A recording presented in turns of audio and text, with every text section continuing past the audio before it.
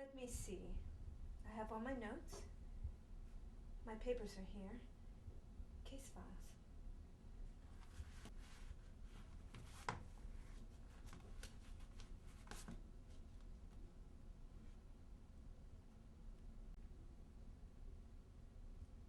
My fellow convention delegates and colleagues. Distinguished colleagues. My distinguished colleagues and fellow delegates. Yes, much better.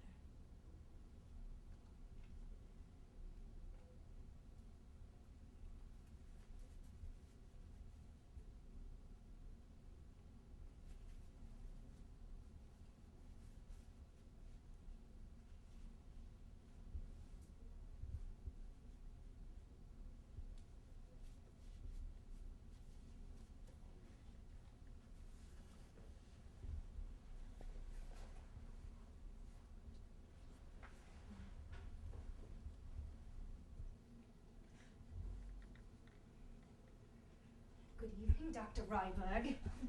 What do you want? Oh, don't worry, Doctor. You're gonna find out soon. Really soon. If it's money you want, I don't care much. It ain't money I'm here for. It's you. I don't understand. You mean you came here to... Kill you? Yes, Doctor, that's exactly what I'm saying. But why?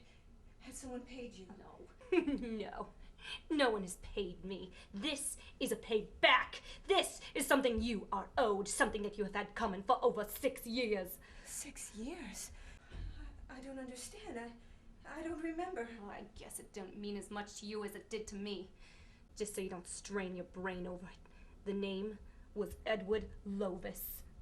Edward Lovis? My God. I haven't heard that name in... 6 years? Yeah, you and 5 other experts examined him for 2 months and then decided that he was sane. That's correct. He wasn't insane. He knew what he was doing when he killed those people. Yeah, so you said. And then you sent him to be tried for murder. And he was found guilty. Found guilty and electrocuted. But he was guilty. He was not insane. So you said. Well, you very smart, well-educated people. You big shot experts. That's correct. We examined him thoroughly. Yeah? The 6 of you? The 6 experts? Of which you, kid, are the last ones still breathing. You didn't. I did. I tracked each one of them down, and I knocked them off. Mark and Helena? They were killed in an auto accident. Yeah, so they were. Those 2 have been seeing a lot of each other lately. They're probably thinking about getting hitched one day. Too bad. They were both still alive when I pushed their car over that cliff. Alive in each other's arms. And then wham! Just like that. They were dead in each other's arms. Who are you? I am justice. I am revenge. And I am Edward Lovis's sister. You're insane. Ha! Funny, that's not what you said about my brother. Was he saner than me? But you killed 5 people in cold blood. And after tonight, that'll be 6. Yes, 6. And you spoke to all of them and gloated over them before you killed them? Well, no. No? No, that other dame and those other 2 guys got it really quick. The woman said something like, mother or whatever before her lights went out. The other 2 guys went without a word. Then I should feel privileged, I suppose. Go on. I suppose you've been watching me? Following me? Yeah, I have.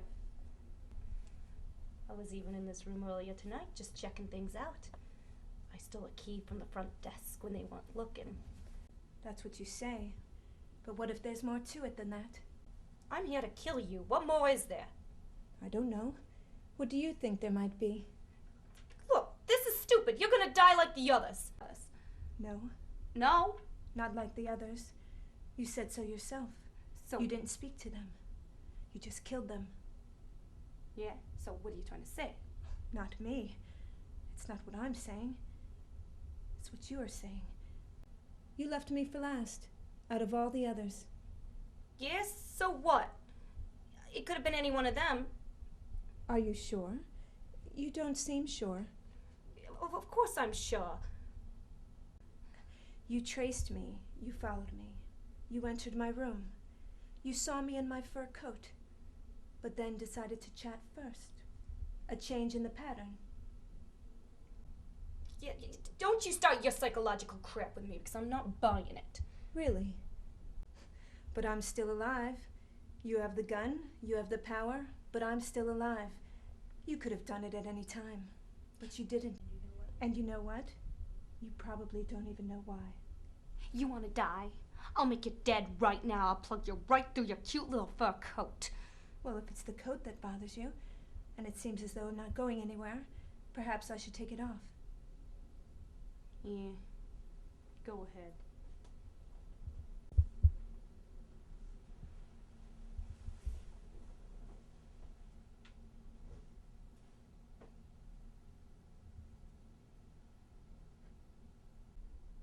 You spent all that time stalking me, watching me. I suppose it never has occurred to you. What never occurred to me? Oh, I think it has occurred to you now that I'm talking about it. You just don't wish to admit it. What? What? What? No, you think I got some kind of attraction for you, lady? Not likely. Your actions say otherwise. Oh, if you're trying to talk your way out of me killing you. I don't have to talk you out of it now, do I? I could ice you with just the touch of this finger to this trigger. Tomorrow you'd be modeling that fur coat down the morgue. Just one little touch of this finger to this trigger. So you said. Tell me something. I know how you killed Mark and Helena in that auto accident. Oh, it was no accident. As you say. But what I really want to know is how you killed the other three. Why? What for? Professional curiosity. If I am, as you put it, about to be iced, what will it matter? Sit down.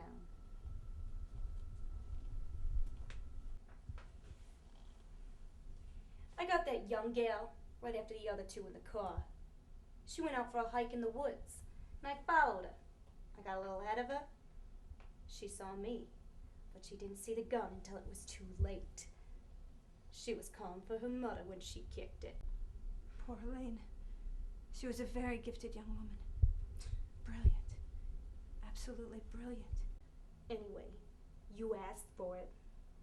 The next guy, he thought I was a woman with car trouble. Oh, he never seen it coming. You are quite the clever girl, aren't you? Yeah, I was raised in a rough neighborhood, sister. You know the last guy? I caught him in a parking garage. I nailed him from behind. And yet, you never spoke to any of them. Not even to Mark and Helena before you pushed their car over. Nope. But they were just barely conscious. She was waiting for him in his car, and I snuck in. I hit her from behind. I took her hat and her coat, and I waited. I surprised him when he got in. The same brick I used on her. I left him in the front seat, all tangled together. And I am the only one you talked this over with. So what? Oh, I was still pondering. You came into my room. You pulled me down onto the bed. That is fairly significant in itself. I would just wager that underneath that trench coat, you're wearing nothing but your undergarments. Care to prove me wrong? So, can I further assume that you were fully clothed when you murdered my friends and colleagues? I could use a drink right now. Is that going to cause a problem for you? No.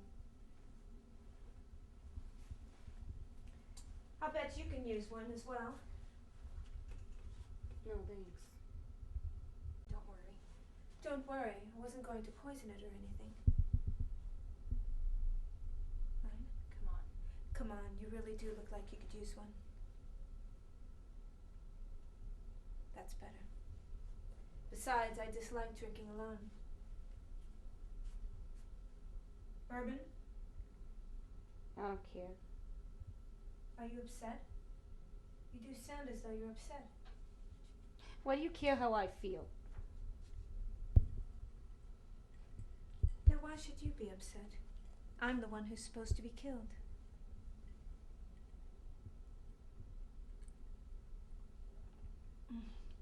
That's better. Now I can face whatever it is you're going to do. I thought you decided I wasn't going to kill you. Despite whatever subconscious desires you may have, I think we both know only one of us will walk out of here. You're probably right. Thanks for the drink. Tell me about your brother. What? I know, I examined him, but what I truly want to know is, how did he manage to inspire you with this craving to avenge him? He was my brother, okay? You'd have done the same for your brother. I had a sister once. She died. Oh, you know what I meant. So even though he killed those women, you felt justified in seeking revenge against the people that determined he was sane. Yeah? Let us suppose we determined he was insane and then institutionalized. Would you justify one of the relatives of any of the victims coming in one night and putting a bullet through his heart? Oh, it don't matter. None of that happened, so it don't matter. Shouldn't you take care of that other business first? What other business? Us. You and I, that is. These feelings of yours should be resolved before it's too late. You would be conflicted and I would be dead. No way to resolve the issue. Unless you plan to do something after I'm dead? You talk as crazy as some of your patients. My dear Miss Lovis, this kind of thing is not as uncommon as you may believe. It is just very well hidden in our society. And what do you suggest I do about it, Doctor? Well, I think you should kiss me. To resolve your feelings. That way you would be certain. No, that's just plain crazy. You are really something, Doctor. I'm not the one in a trench coat and wearing my knickers and waving a gun. And if I just plug you now, then you'll be left to wonder for the rest of your life why you acted the way you did. Damn it! You're right. I did feel something when I was following you. I don't know. I felt something. I know. I could tell. I could see it on your face. I've seen it before. Many times. Really? It made me feel kind of dirty, but there it is.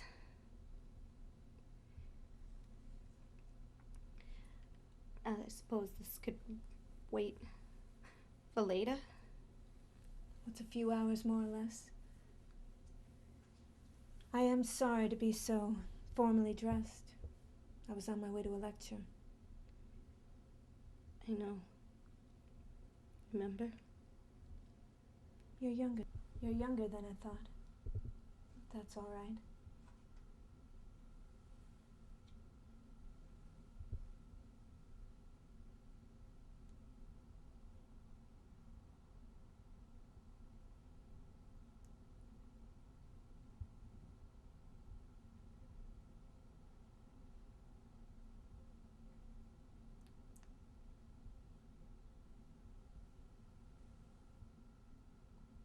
Now aren't you glad you didn't just walk in and shoot me?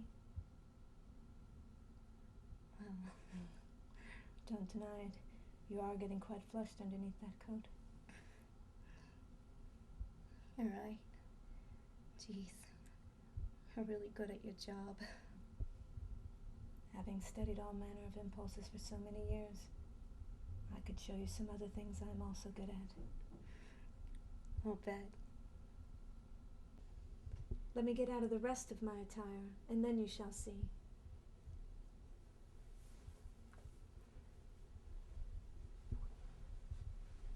By the way, did you read the list of the names of the women your brother killed? What? The third name on the list. The woman whose legs he tied to a cinder block and tossed into the lake, not to be found for several months, not to be found until the fish and the worms in the water were finished with her? Yeah, I looked at the list once or twice. Her name was Lisa Feltz. She was only 18, never to see 19. Yeah, so who the hell was Lisa Feltz? She was my niece, the only connection I had to my late sister. I'm not surprised that your research didn't spot that. I kept it a secret from the authorities, too.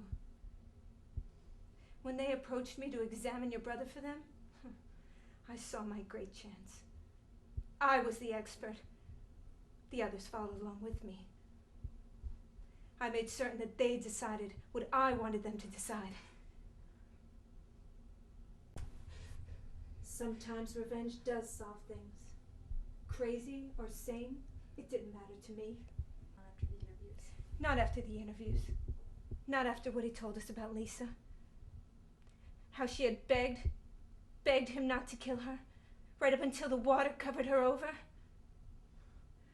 I made certain we ruled him sane. You lying vicious bitch! You're the one that made sure he was executed? Yes, I was. Oh, damn it! I'll kill you! No, you won't. You let down your guard just a moment too long. I considered turning you over to the authorities. But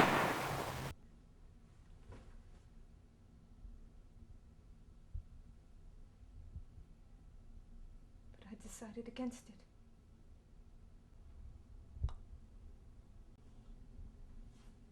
I knew about the other deaths, you see. I'm not a great believer in coincidence, so I was somewhat prepared for your arrival. I took a chance on my power of persuasion.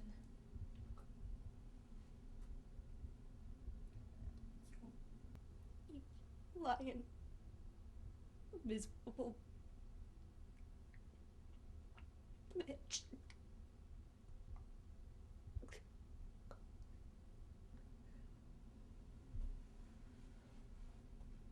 Oh, my dear, angry to the last.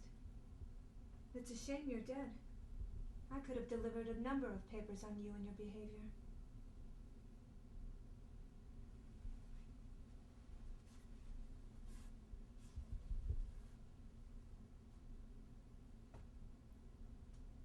You got 5 of 6. Not bad.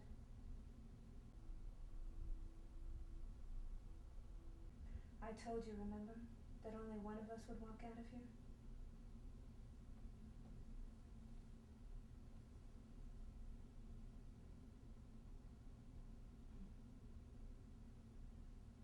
I was right.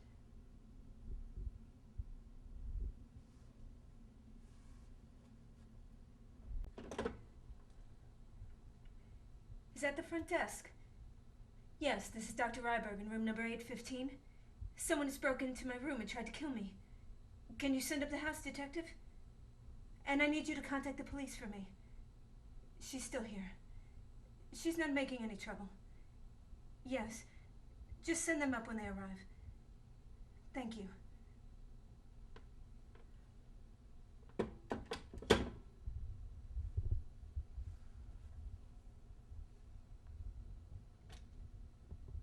shall be bidding you a fond adieu very shortly. And you are, no doubt, becoming reacquainted with your brother right about now.